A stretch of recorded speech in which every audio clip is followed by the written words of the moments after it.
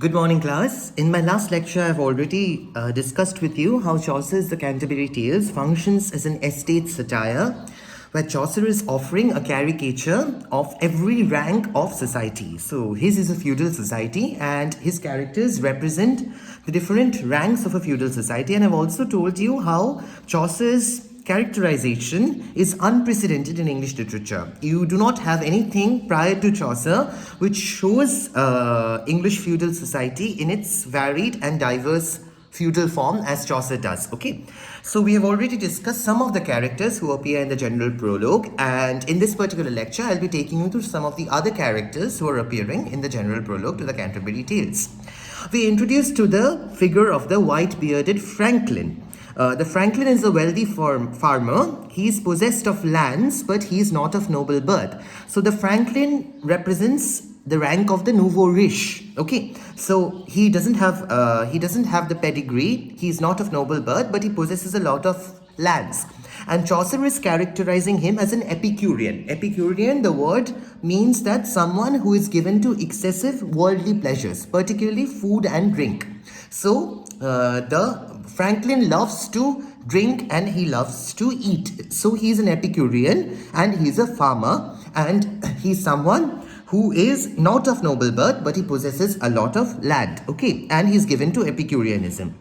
Then Chaucer is introducing us to the character of the 5 guildsmen or the 5 artisans. Okay, the guildsmen, each of them are dressed in their respective attires or dresses representing their trade. And once again, Chaucer is telling you that in a feudal society, you have merchant guilds, okay? And each artisan or each profession would have a certain uniform representing their particular craft or their particular guild. So he's introducing us to the character of the 5 guildsmen.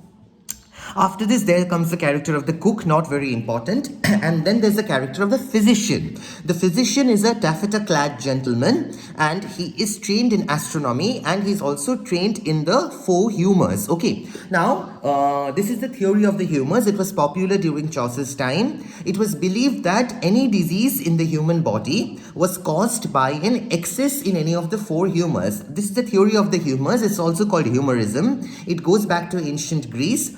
And the 4 humours in the human body are believed to be black bile, yellow bile, phlegm and blood. Okay, and the excess, any of these humours in excess will give you any disease. Okay, and by treating these humours, you would sort of be rid of your disease. It was a theory of the 4 humours, and physicians would be trained in these 4 humours. What are the 4 humours? Black bile, yellow bile, blood and phlegm. From this, you also have a genre of literature which we will study later in Elizabethan England, in late Elizabethan England, called the Comedy of Humours. Okay, I'm not getting into that, but the physician, he is well versed in the theory of the humours, and he is also well versed in astronomy. After this, Chaucer introduces us to a very important character called the wife of Bath. Now, the wife of Bath, you have the wife of Bath's prologue and tale also in your syllabus. The wife of Bath is a very interesting character, and she has been interpreted in various ways. A lot of critics would say that this is an example of Chaucer's proto-feminism. The wife of Bath, she's a devout Christian. She loves going on a pilgrimage every year. She does a pilgrimage every year. She's gap-toothed. She has gaps in her teeth, between her teeth, which also suggests that she's very lecherous. She's given to worldly pleasures, particularly sexual pleasures. She has had 5 husbands, and there's a lengthy description of each of the 5 husbands. It's very humorous.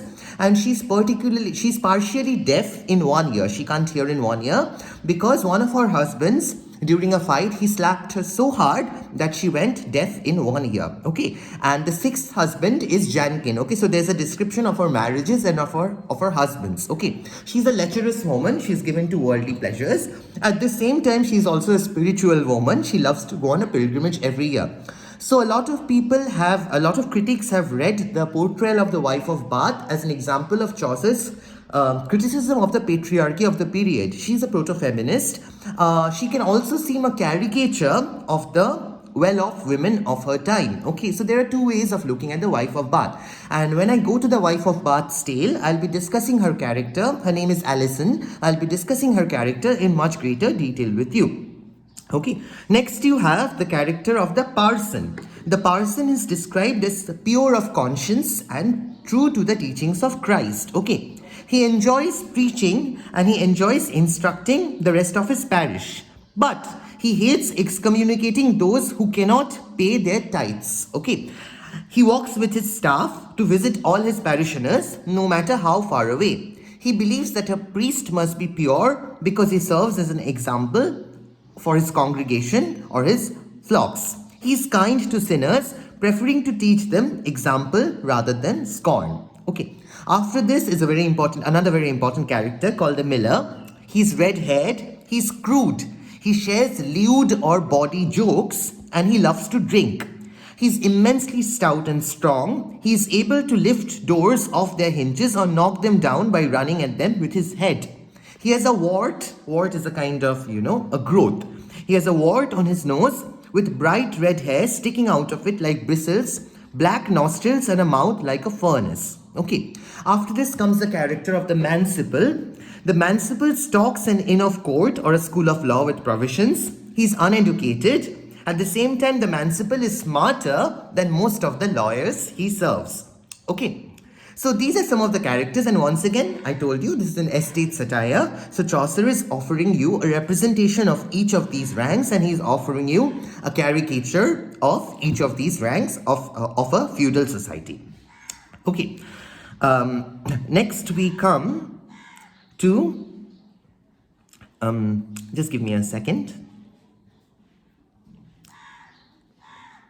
Yeah. So after introducing all of these pilgrims, the narrator will go on to apologize he's apologizing to the readers, the narrator or the host is apologizing to the readers for any offense they might have taken from his tales, explaining that he feels he must be faithful in reproducing the characters' words. Okay. He cites Christ and he cites Plato. This is interesting that Christ and Plato are cited together as support for his argument, and he says that it is best to speak the truth plainly rather than to lie. Okay. After this, you have the lottery which is taking place. That is, the host describes, I have already told you this, that he proposes this idea of telling of stories. So each of the pilgrims will tell two stories, will tell two tales on their way to the shrine of Sir Thomas Becket in Canterbury, and on their way back, two stories on their way back from Canterbury to London. And the best storyteller, the host will be the judge, will be awarded with a free meal at Turbot Inn at Southwark. So there's a lottery of who will go first. The knight, he wins, and he is the one who gets to tell his story first. So after the general prologue, it is immediately succeeded by the knight's prologue and tale. Okay, which you do not have in your syllabus. You have the general prologue, and then we skip to the wife of Bath's tale.